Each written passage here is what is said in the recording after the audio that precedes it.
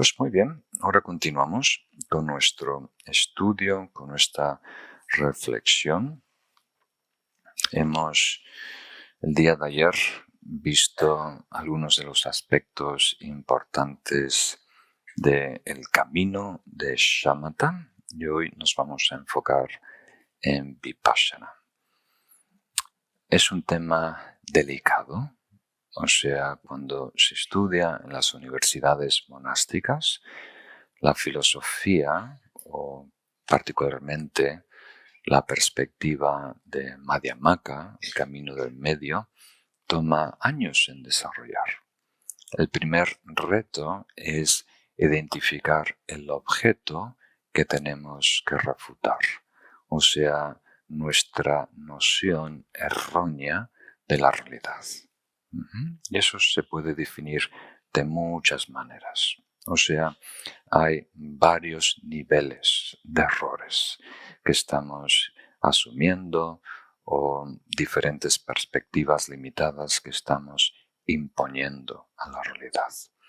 Y los dos saltos últimos, finales, para lograr el despertar, es superar lo que se llama la existencia inherente del ser, de la persona, y la existencia inherente de los fenómenos. Muchas veces en la presentación tibetana se habla de dos velos principales, el velo emocional y el velo cognitivo, ¿verdad? Y con emocional quieren decir los estados aflictivos y el egocentrismo, nuestra reactividad. Y con el velo cognitivo quiere decir una perspectiva errónea de realidad, subjetiva, atribuyéndole existencia inherente al ser, a la persona, lo que podemos designar como yo absoluto o ego, y en relación al objeto, atribuyéndole existencia inherente a los fenómenos.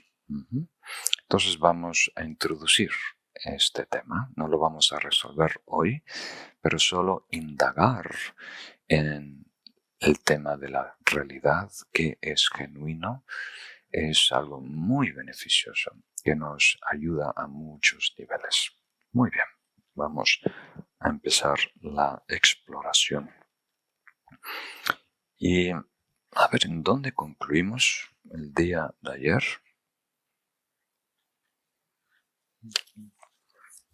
Hemos visto tantas cosas.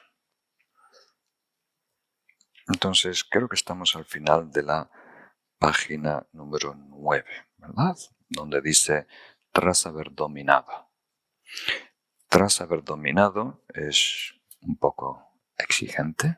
Quiere decir, en la medida que adquirimos shamatha, en esa medida vamos a estar habilitados para indagar en la realidad de quiénes somos y la naturaleza de los fenómenos. Cuanto más calma mental o shamatha, mejor vamos a estar capacitados para desarrollar esa exploración y hacer descubrimientos. Entonces leemos, tras haber dominado la calma mental, meditad sobre la visión superior, vipassana, pensando de la siguiente forma.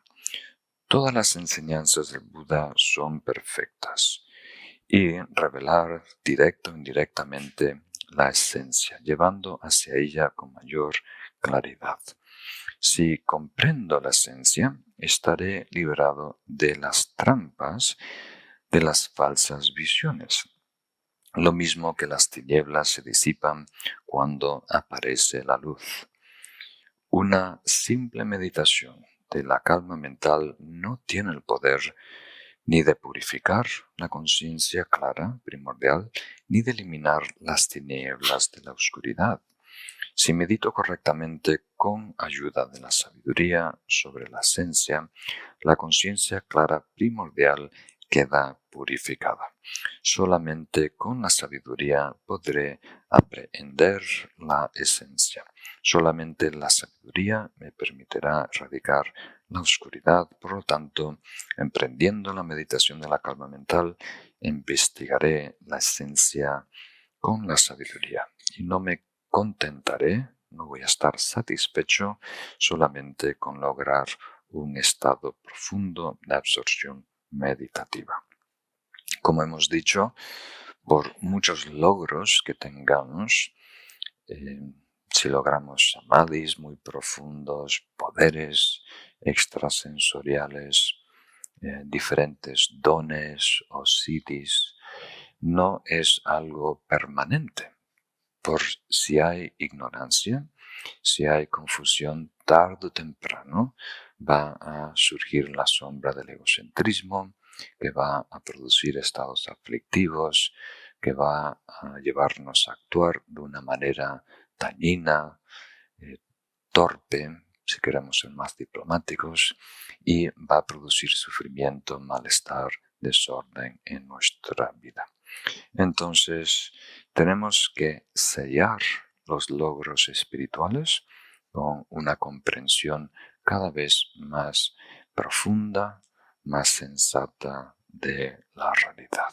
Entonces, este párrafo es muy interesante, muy importante, si no lo hemos escuchado antes. También debería resaltar cuando menciona la mente pristina. Aquí la conciencia clara primordial queda purificada. No quiere decir que esa mente base, esa mente natural, esa conciencia primordial está, como diríamos, alterada. No se puede modificar, pero las manchas adventicias pueden obstruirla.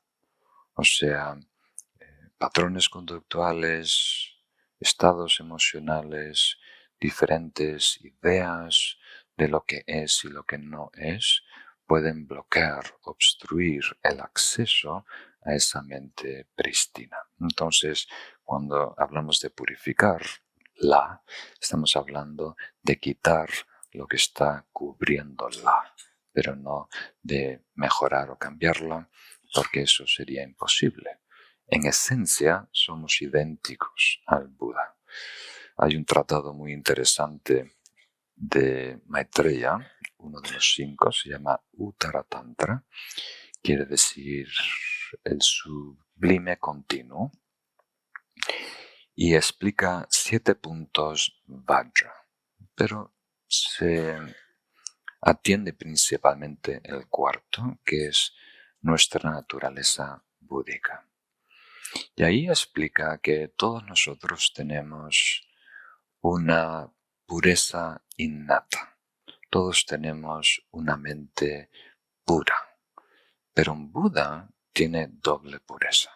Tiene la misma mente natural primordial que nosotros y tiene la doble pureza de haber reconocido esa mente, de haberse adueñado de ese estado, completamente libre de todo velo, toda obstrucción. Muy bien. Entonces pasamos ahora a ver en más detalle cómo desarrollar la práctica de Vipassana o la visión penetrante.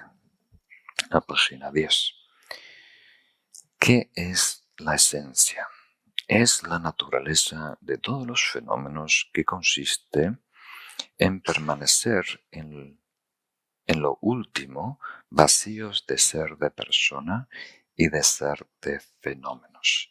Se aprehende gracias a la perfección de la sabiduría y no de otra manera. Se lee en el sutra que revela el pensamiento, o Tathagata, por medio de qué perfección comprenden los bodhisattvas la ausencia de identidad de los fenómenos. Avalokiteshvara, responde el Buda, Avalokiteshvara se comprende por medio de la perfección de la sabiduría.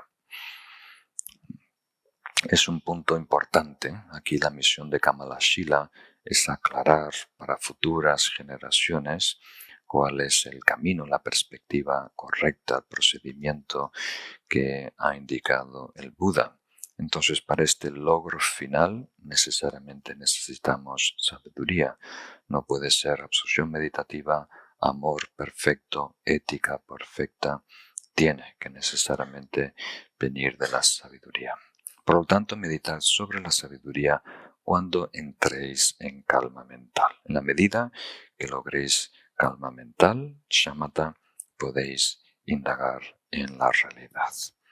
Y aquí, lo que vamos a ver a continuidad, tenéis que tener un poco de paciencia, porque las palabras no son adecuadas, la terminología no es suficiente. Estamos, como diríamos, empleando términos y palabras prestadas para describir una realidad que va más allá de la experiencia cotidiana, la experiencia humana, incluso va más allá de la conceptualidad en sí.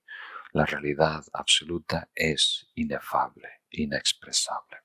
Pero necesitamos una noción vaga, una indicación para orientarnos, algo que nos aproxima a ella.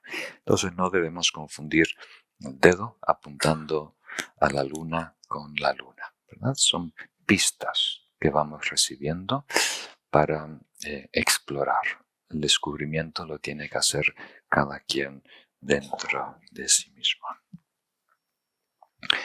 Los yogis deberían proceder en su análisis como sigue, de la siguiente forma. No se puede constatar la presencia de una persona separado a sus agregados mentales y físicos, de los elementos y de los poderes de los sentidos.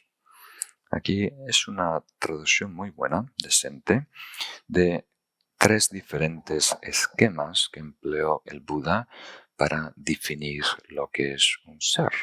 Lo explicó de 3 diferentes maneras para atender a 3 diferentes públicos.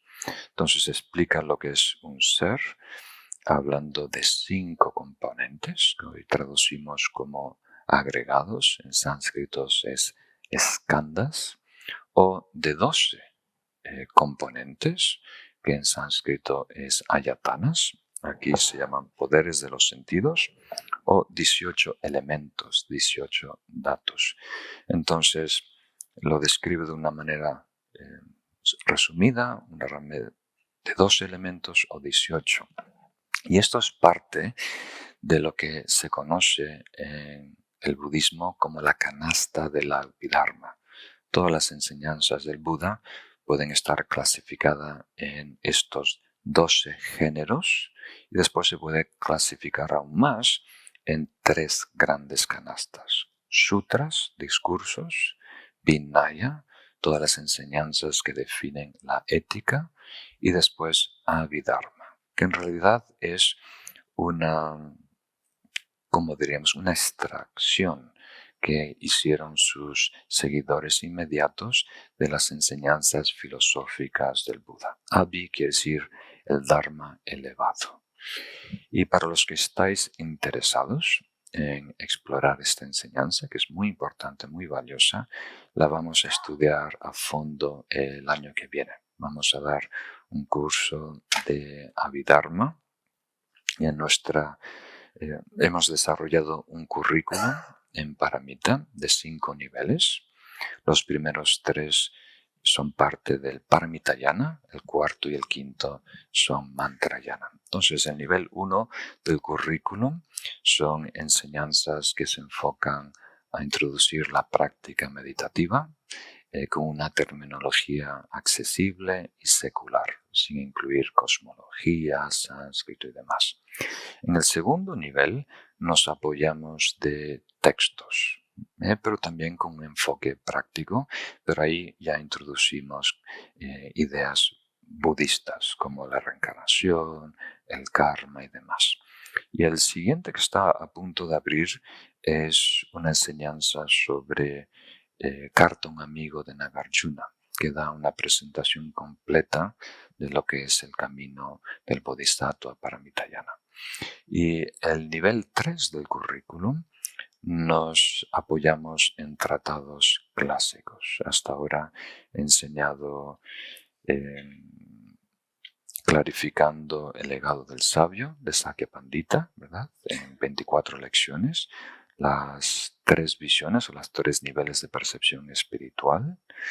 Y ahora vamos a empezar un curso que se llama 3 códigos, que explicamos los 3 códigos éticos y cómo desarrollarlo conjuntamente.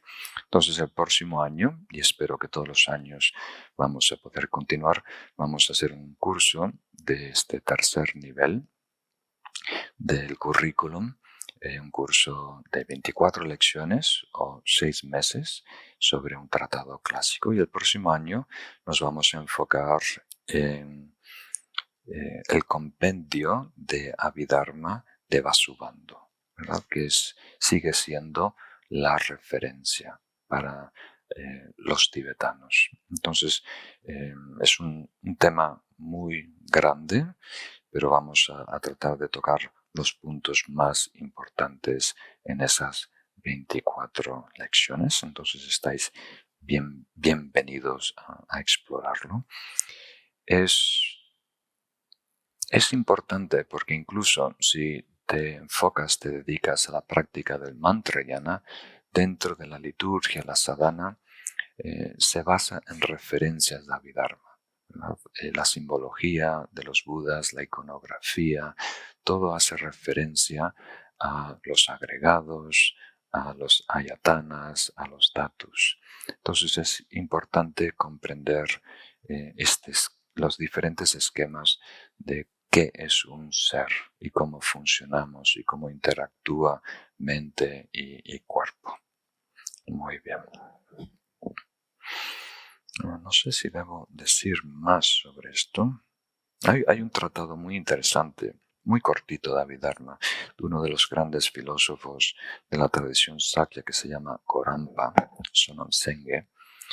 Y en la introducción a, como diríamos, un resumen de Abhidharma, tanto Shravaka como Mahayana, él dice que lo que comprendemos como yo o como ego tiene una cristalización inmediata. Podemos identificarnos como el yo que es dueño de los agregados psicofísicos, el que tiene cuerpo, el que tiene conciencia. Podemos definir o identificarnos con el yo que es un agente, un actor, el que impulsa los movimientos, ¿verdad? El que inicia, el que piensa, el que hace, el que cuestiona, el que mueve. O podemos tener una identificación primaria con el yo como el percibidor. La terminología que emplea es el consumidor, el que está detrás de los sentidos consumiendo la realidad, viendo, escuchando, ¿verdad? Entonces, dependiendo cuál de esas identificaciones primarias tengamos, el Buda introdujo un esquema para desmantelar ese mito, por decirlo así, para desconstruir esa noción de yo. Entonces, si hemos adoptado esta identificación primaria del yo como dueño de los agregados psicofísicos, el Buda explica el ser como 5 componentes, ¿verdad? Mente, cuerpo, y la mente está desarrollada en 4 aspectos, los 4 skandhas. Y si comprendemos lo que es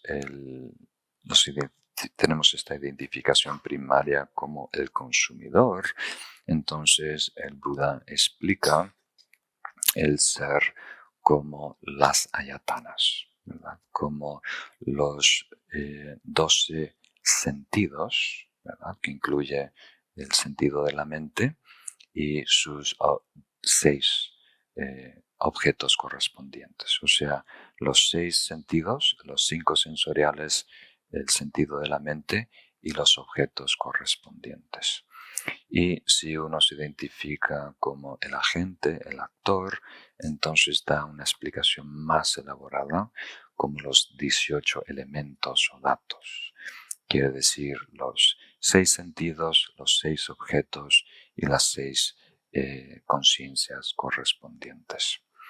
Entonces, realmente están tratando de definir lo mismo, lo que es forma, lo que es objetivo y lo que es mente, lo que es subjetivo, y los diferentes componentes de la mente, los procesos mentales.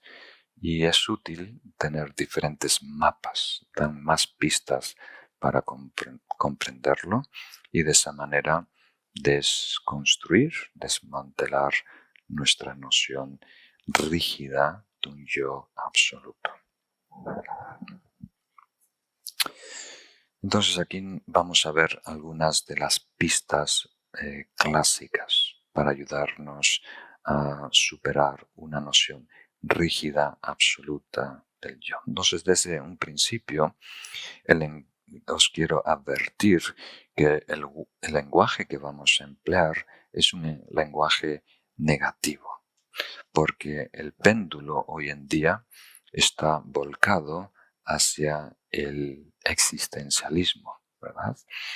Entonces hay pocas personas hoy en día que tienen una perspectiva nihilista de la realidad, ¿verdad? Entonces el vocabulario para encontrar equilibrio es un vocabulario negativo. Hablamos de la carencia del ser. Describimos la realidad última como vacuidad.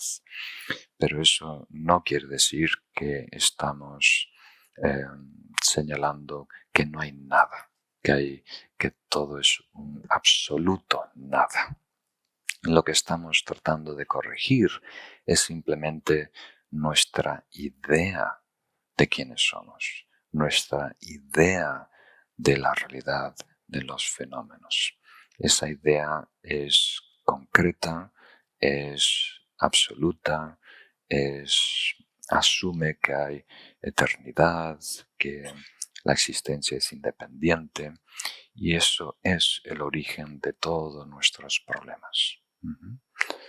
Entonces, vamos a ello. Vamos a ver algunas pistas y voy a hacer todo lo posible para hacerlo más comprensible.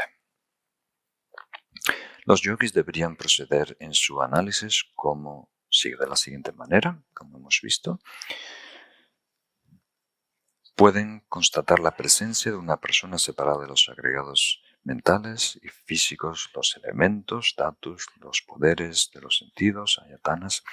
Tampoco hay nadie cuya naturaleza sean los agregados, porque la esencia de los agregados y los demás elementos es multiplicidad y la no permanencia. Entonces, aquí el primer punto quiere decir que lo que sea que es el yo no puede ser idéntico a cuerpo y mente, porque cuerpo y mente es por definición múltiple y el yo es por definición singular. Entonces no puede haber una equivalencia directa. Ese es el primer punto. Entonces estamos tratando de cuestionar nuestra idea de quiénes somos y encontrar la inconsistencia, ¿verdad? Las contradicciones implícitas en nuestro modelo virtual. Hay quien ha caracterizado a la persona como permanente y singular. Ese quien es todos nosotros. La persona es tanto que fenómeno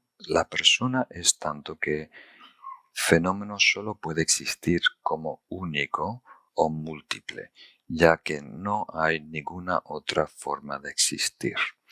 Entonces, aquí está estableciendo como las reglas del juego.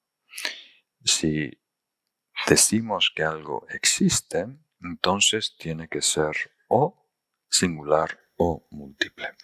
Y si algo existe, no puede cambiar, si no, no existe, está haciendo otras cosas, tiene que tener permanencia.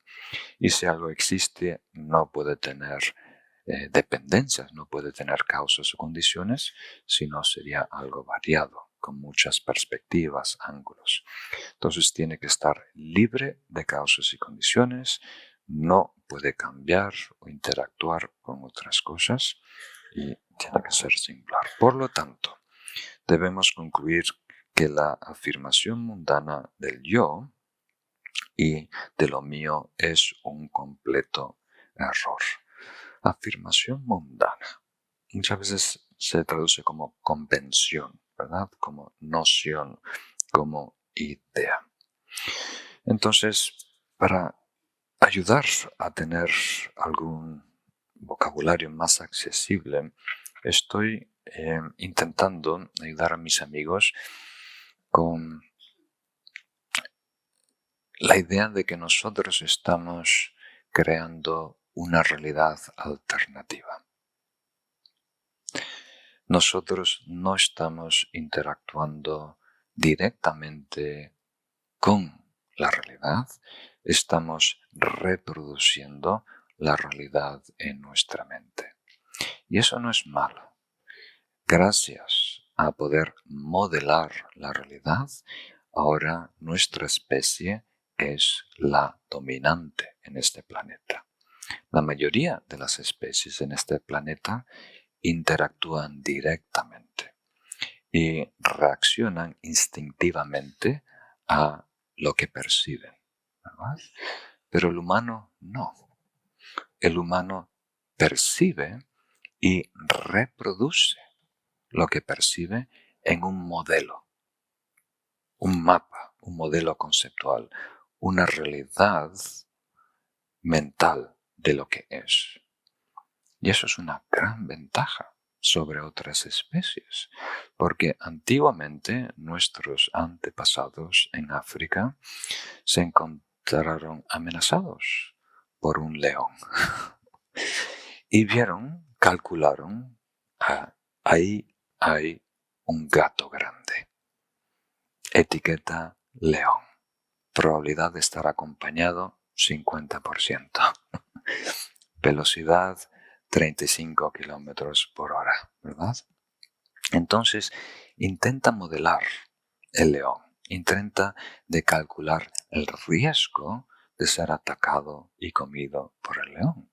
Y empieza a desarrollar experimentos en su cabeza, en tiempo real.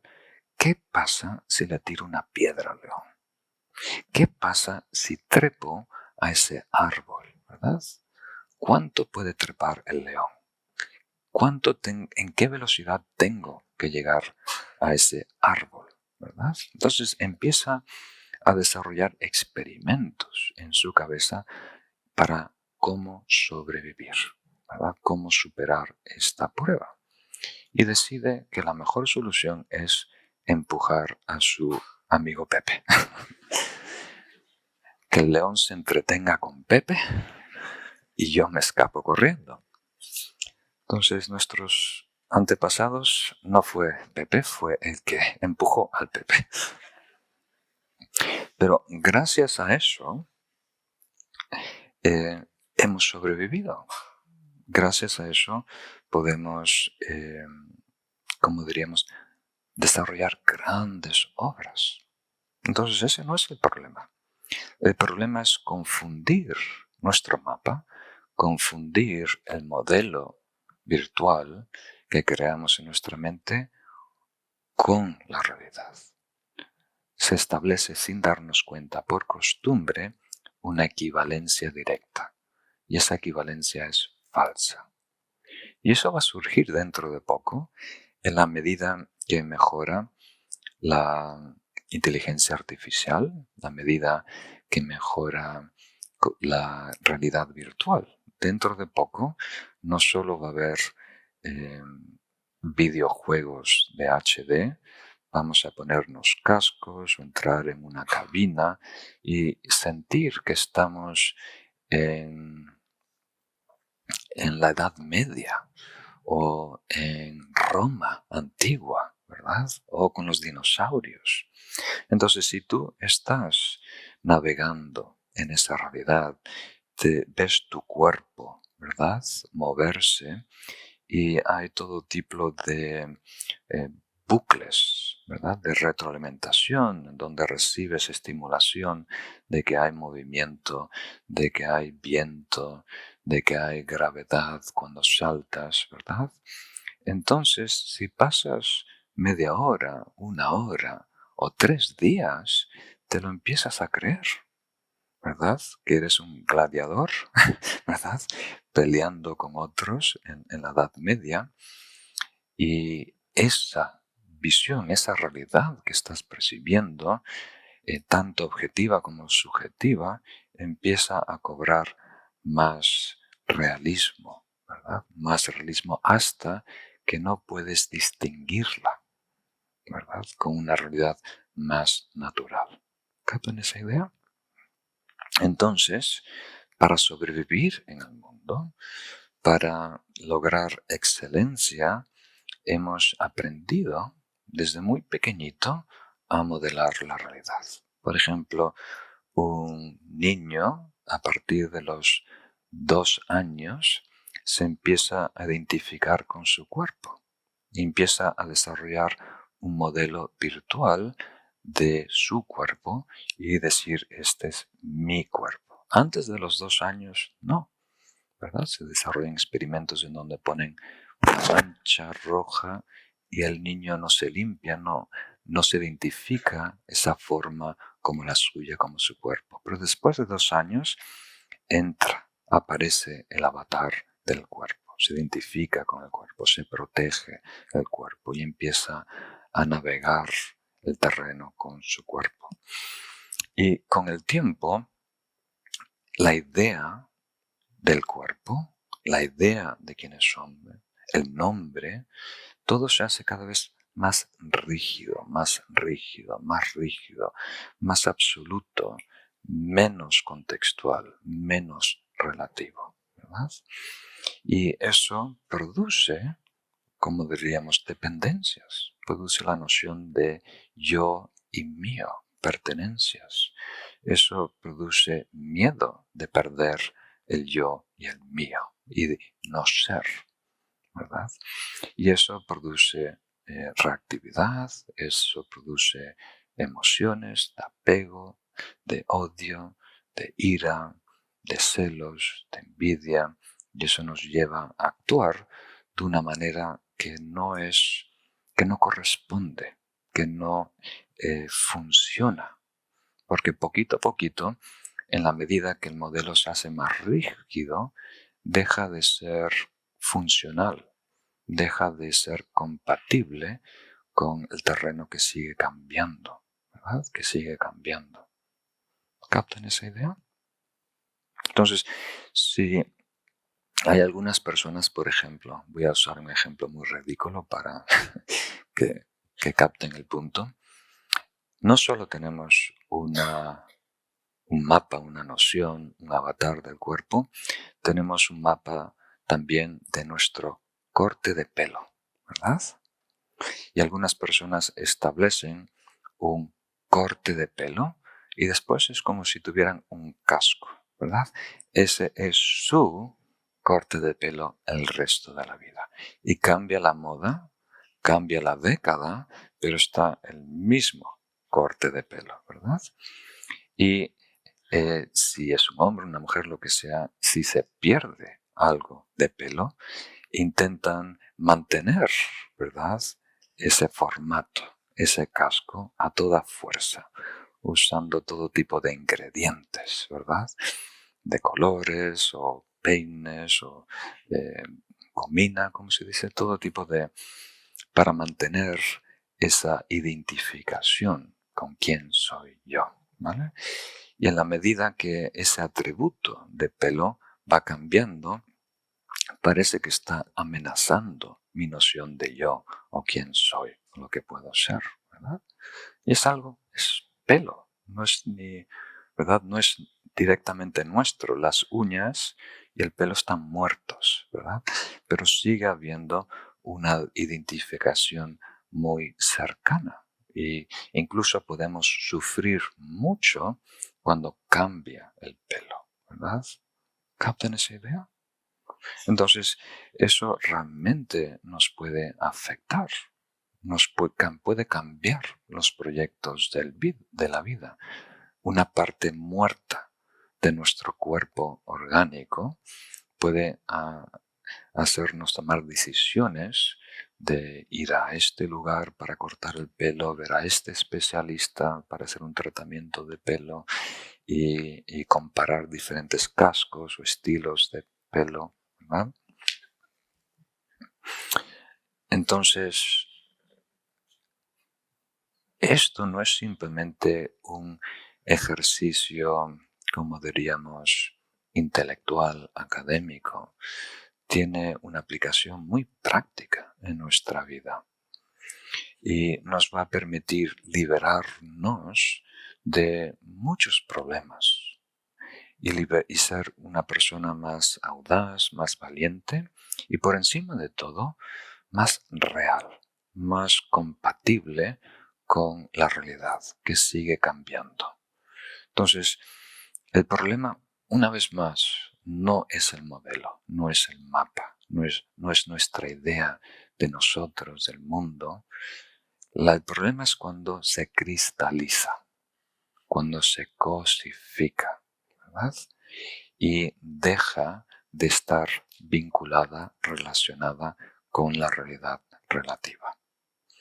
Entonces, en términos clásicos, un maestro tibetano diría que el problema no es la realidad, el problema es de atribuirle una existencia absoluta a la realidad. Y este es el problema con mayúscula. Entonces, cada una de las filosofías tiene algo que instalan, que decretan como absoluto, queriendo decir, esto no es negociable, esto no depende de cultura, esto no depende de lenguaje, esto no depende de opiniones, esto no es contextual, esto es permanente. Dios es permanente, materia es permanente, alma es permanente, tiempo es permanente, conciencia es permanente. Entonces, cuantas más cosas elevamos al estatus de absoluto, más pobre es la filosofía. O sea, esa realidad, esa virtual, más se aleja del flujo, la interdependencia natural, la realidad dinámica, la gran red de interacciones.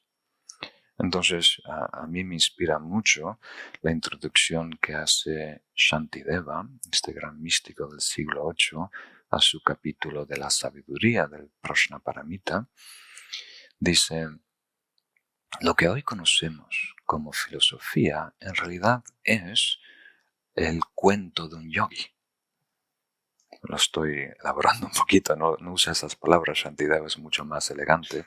Dice, dependiendo de la profundidad de la experiencia que tiene el meditador, queriendo decir, dependiendo del acceso que tiene a la realidad, cuando emerge, cuando surge de esa experiencia, va a poder explicar la realidad de una manera más precisa o menos precisa.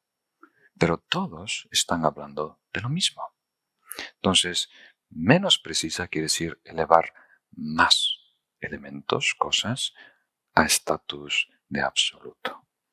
Y cuanto más profunda, cuanto más cercana sea la experiencia de la realidad, menos cosas se elevan a nivel absoluto. Por eso, todas las tradiciones tibetanas han adoptado la presentación de Madhyamaka, la filosofía del camino del medio. Hay 4 diferentes posturas filosóficas o escuelas filosóficas en el budismo. Hay Sautántrica, Vaibhashika, Yogacara y Madhyamaka. Y Madhyamaka, los tibetanos creen que tiene la presentación más precisa, más sofisticada. Sigue siendo presentación, sigue siendo palabras, no representa la realidad última directamente, pero es una gran ventaja porque es a nivel verbal lo más próximo, ¿verdad?